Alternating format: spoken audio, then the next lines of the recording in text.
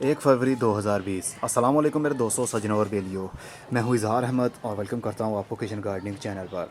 अभी अभी मैंने अपने फ़ाइकस को, जो बोनसाई फ़ाइकस है, इसकी हार्ड प्रूनिंग की है और बहुत सारी ब्रांचेस मैंने काट ली हैं। अब इनको हम ऐसा कटिंग लगाने वाले हैं और कटिंग के लिए मैं इस बार एक्सपेरिमेंट करने वाला हूँ कराची की मिट्टी में, जो कि ब्राउन कलर की मिट्टी होती है।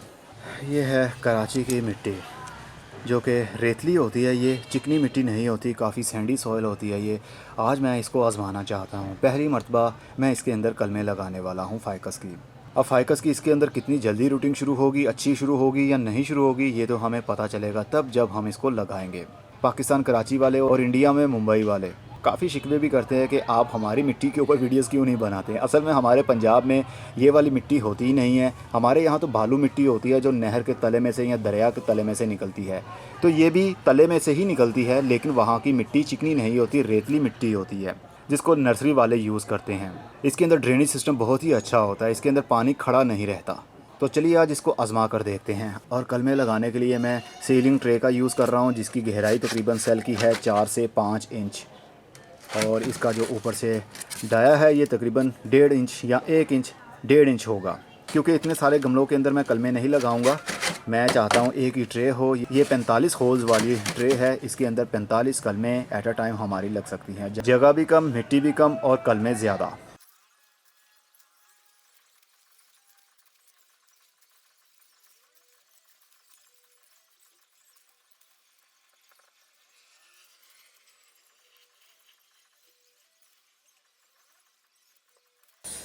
ये देखने पर ऐसी ही लगती है जिस तरह समंदर की रेत हो, लेकिन ये समंदर की रेत नहीं है। अगर समंदर की रेत के अंदर आप कलमे लगाएंगे या पौधे लगाएंगे तो वो सरवाइव नहीं कर पाएंगे, क्योंकि उसके अंदर ओनली साल्ट होता है और साल्टी मिट्टी के अंदर या साल्टी वाटर के अंदर पौधों की ग्रोथ नहीं होती। इसलिए नदी की रेत, नहर की रेत, दरिया की रेत आप यूज़ कर सकते हैं, मीठे पानी वाली मिट्टी। अब फाइकस की हम कलमे लेंगे और उसको लगाते जाएंगे। फाइकस एक नरम लकड़ी वाला ही पौधा होता है, ज़्यादा इसकी टिम्बर लकड़ी नहीं बनती, सख्त लकड़ी नहीं बनती। ये काफ़ी फ्लेक्सिबल भी रहता है, इसलिए इसकी ज़्यादा टॉल कटिंग, लंबी कटिंग हम नहीं लगाएंगे। मैक्सिमम 4 या 5 इंच की कटिंग काफ़ी रहती है। नीचे वाले पत्ते हम रिमूव कर लेंगे। वैसे भी सारे पत्ते रिमूव कर लें तो ज़्यादा अच्छा है, क्योंकि इनके पत्ते वैसे भी गिर जाएंगे। कुछ दिनों के बाद में ये पीले होंगे और उसके बाद में ड्राई होंगे, देन ये गिरना शुरू हो जाएंगे। आप वैसे भी लगा सकते हैं। चलिए कुछ कटिंग्स हम इस तरह लगा लेते हैं, कुछ को हम पत्तों के साथ ही लगाएंगे। कलम को तकरीबन आप 2 से 3 इंच मिट्टी के अंदर दबा दें।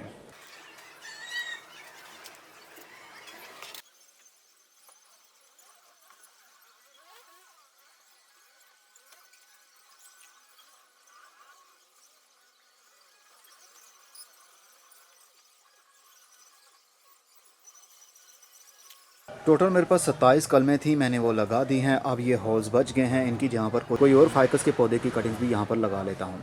चलिए जी, अंगूर की बेल है, इसकी मैं आज कटिंग लगा कर देख लेता हूँ क्या इसके अंदर अच्छा रिजल्ट मिलता है कि नहीं।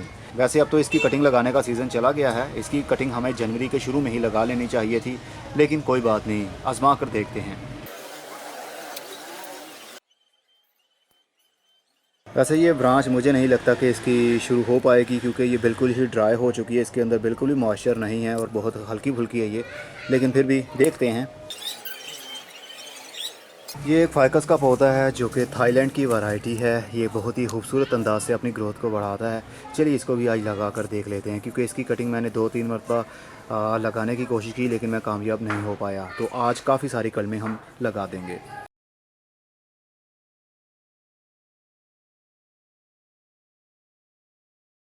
अब ट्रे को थोड़ा सा उठाएंगे और पटकेंगे ताकि एयर पॉकेट्स ख़त्म हो जाएं।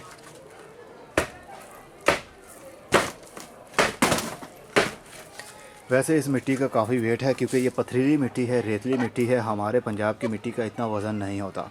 कोई बात नहीं, मैं ट्रे को अब उठाऊंगा नहीं, बल्कि इस लोहे वाली ट्रे के अंदर ही इस प्लास्टिक की ट्रे को पड़ा रहने दूंगा। अगर मैं इस प्लास्टिक की ट्रे को उठाने की कोशिश करूंगा तो ये सेंटर से टूट जाएगी, क्योंकि अब मिट्टी का बहुत ज़्यादा वज़न बढ़ चुका है। चलिए अब पानी देते हैं इसको।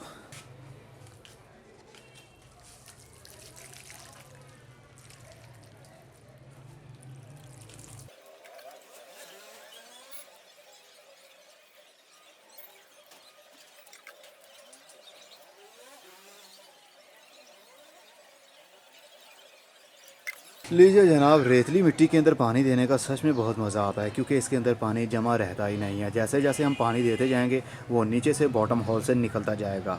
तो कमाल का रिज़ल्ट मुझे तो लगता है कि मिल सकता है। अगर इसके अंदर कटिंग का अच्छा रिज़ल्ट मिलता है तो कराची वालों और मुंबई वालों या ऐसे इलाकों में रहने वालों जहाँ पर पथरीली मिट्टी होती है, पथरीली रेत होती है, चिकनी मिट्टी नहीं होती, इसको ही बालू मिट्टी के तौर पर नर्सरी वाले भी यूज़ करते हैं, तो आप लोग भी यूज़ करें, बहुत ही कमाल का रिज़ल्ट पा सकते हैं। लेकिन अभी फ़िलहाल के लिए मैं कुछ नहीं कह सकता जब तक कि इनकी ग्रोथ शुरू नहीं होती। आज फरवरी की 1 तारीख हो चुकी है। अब मैं इसको शेडी एरिया में रख दूंगा, इसको प्लास्टिक से कवर नहीं करूंगा, क्योंकि अब गर्मी बढ़ने लगी है। दिन के टाइम धूप भी निकलती है, तो ज़्यादा धूप होने की वजह से अगर उसके ऊपर प्लास्टिक हम डाल देंगे पौधों पर तो इनके पत्ते और ब्रांचेस गल जाएंगे। इसलिए इसको शेडी एरिया में रखें, पौधों की छाँव के नीचे रख दें। जब मिट्टी हल्की हल्की सी खुश्क होना शुरू हो तो आप हल्का सा पानी दे दिया करें, लेकिन पानी का थ्रो नहीं करना।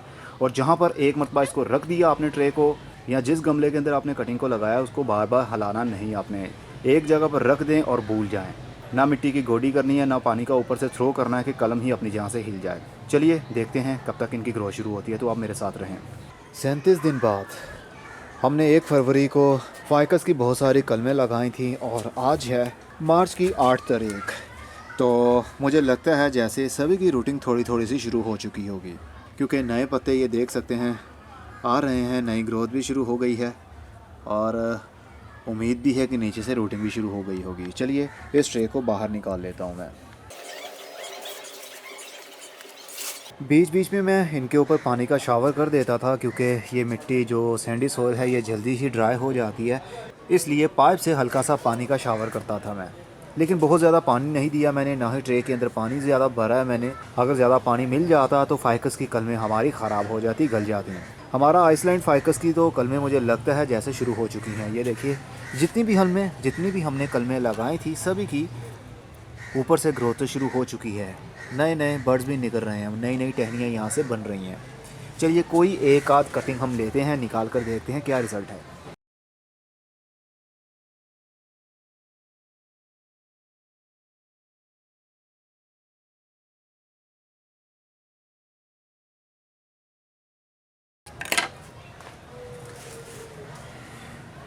ये देखिए जनाब, इसकी रूटिंग शुरू हो चुकी है। कितने अच्छे अंदाज से इसकी रूटिंग शुरू हो गई, सिर्फ 37 दिन के अंदर अंदर।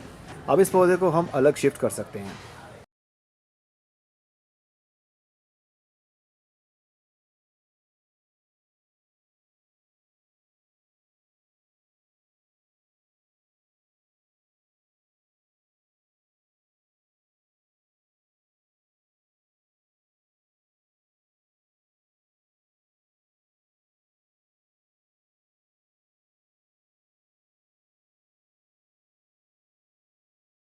तो अब हमारा ये एक पौधा बन गया और ये पौधे हैं तकरीबन 45 कलमें हमने लगाई थी। एक भी कलम मुझे ऐसी नहीं लग रही कि जिसकी रूटिंग शुरू ना हुई हो और उसकी कलम गल गई हो। सभी की रूटिंग अच्छे अंदाज से ही शुरू हुई होगी। लेकिन ये वाले जो फाइकस की कलम थी इसकी अभी ग्रोथ काफ़ी हद तक स्लो है, लेकिन नए पत्ते आ रहे हैं। चलिए एक कलम को निकाल कर देखते हैं कि इसके अंदर रूटिंग शुरू हुई है इसकी कि नहीं। और एक खाना ये वाला बच गया था, तो इसके अंदर मैंने अंगूर की एक कलम लगा दी, लेकिन इसकी रूटिंग शुरू नहीं हो पाई आई थिंक।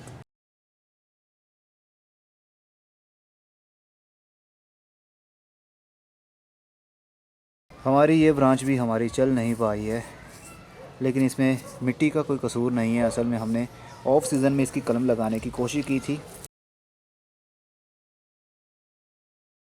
इसकी कलम बिल्कुल ही ड्राई हो गई है, क्योंकि ऑफ सीज़न में हमने ये सब कुछ किया था। चलिए कोई बात नहीं, हमारे दूसरे पौधे तो बन गए, मिट्टी की टेस्टिंग भी हो गई।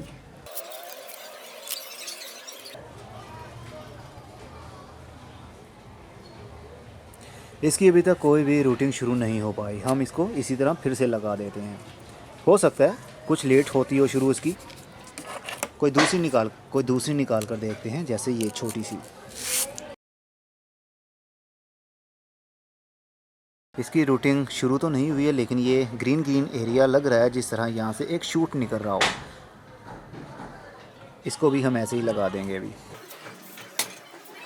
हमारे ये वाले फाइकस जो कि जिसकी ग्रोथ काफ़ी स्लो रहती है, बोनसाई बनता है इसका, इसकी ग्रोथ होगी लेकिन बहुत ही स्लो होगी यहाँ पर, जब तक इसकी रूटिंग शुरू नहीं हो जाती। लेकिन ग्रीन आइसलैंड फाइकस की ग्रोथ यहाँ पर शुरू हो गई।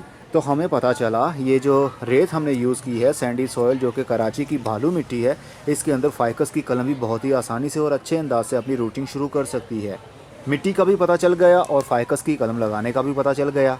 जितनी भी कलमें मैंने फाइकस की लगाई हैं सभी की ग्रोथ शुरू हो चुकी है। चलिए एक ये भी निकाल कर देख लेते हैं।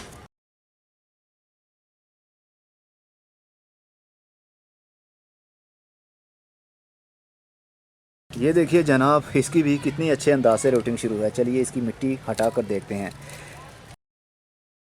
ये देखिए यहाँ से भी इसकी रूटिंग शुरू हुई है और कट एरिया से कितनी सारी रूट्स वाइट वाइट सी लंबी लंबी सी रूट्स निकल रही हैं।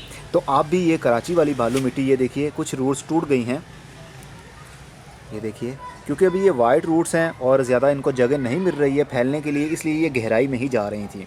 तो इसको ज़्यादा वाइट स्पेस मिलेगी तो ये देखिए एक छोटा सा बोनसाई हमारा बन गया।